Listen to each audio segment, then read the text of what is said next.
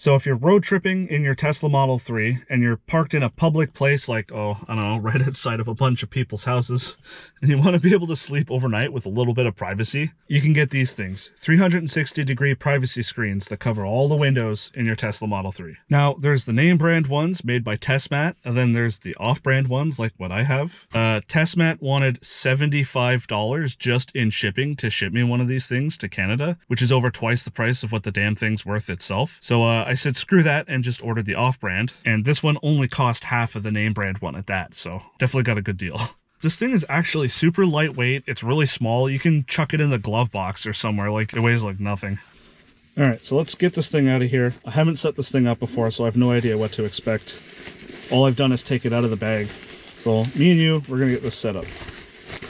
So one thing I noted when I took it out earlier and took a look at it is it's actually made out of a ripstop style material, so that should at least prevent it from getting tears, which is nice.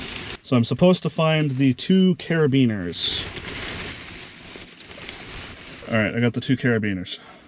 All right, so this folds down, slides out like this. It clips on like that, and that slides back into place. All right. Carabiner on the other side. So then from here, this just strings up along the windows. All right, so as you can see, I'm getting this all looped into the back here. Now there's these suction cups that I gotta make sure actually work here. Okay, there's one suction cup done.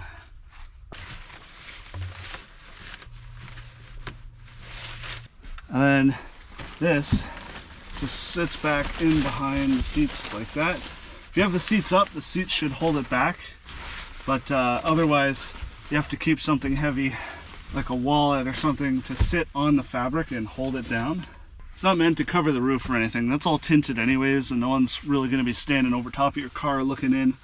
But for 360-degree horizontal coverage, seems pretty good. Let's get out of the car and take a look at how it looks. Yeah, from the outside, you ain't seeing much of anything. It's full 360-degree coverage. Now, somebody who is really intent on peeking in and seeing what's going on in there, I'm sure they could find a gap or two to kind of sneak a peek, because it's not perfectly form-fitting, but for me, it's good enough, especially for the price I paid. And all it's meant is, like I said, if you're sleeping in like a Walmart overnight parking lot and you don't want people seeing you snoozing in there or seeing what you got going on in there.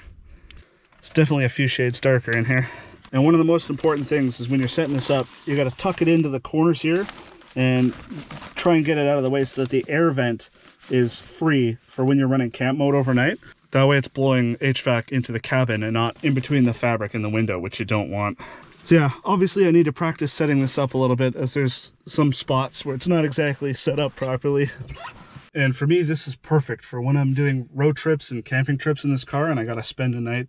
I mean, from the outside, when they see that this thing's up, it's a little bit suspect, but at a distance at night, unless someone's coming up with a flashlight, it shouldn't be noticeable. But let's do a test. I'm gonna pop the GoPro outside, I'm gonna get in, and let's see if you can see me from out there.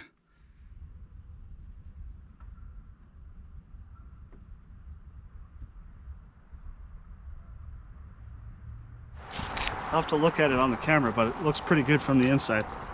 It'll take some time getting used to setting it up and tearing it down, but tearing it down should be pretty fast. The suction cups have held up pretty good, which is good.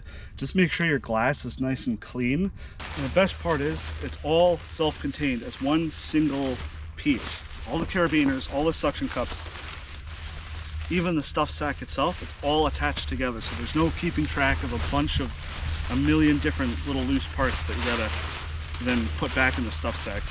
And one of my favorite parts is the stuff sack isn't one of those ones where you have to get it in almost perfectly for it to be able to close. This one has a lot of room for you to just stuff it in however, and it'd be perfectly fine. Oh, I love that in a stuff sack. I wish everything was like that, where it didn't need to be picture perfect in its roll up for it to fit in the stuff sack and be able to do up the drawstring. Anyway, that's it. Cool new piece of kit for me to keep in the car for car camping in the Tesla Model 3. If you want one for yourself, links in the description. I'll try this thing out for myself soon.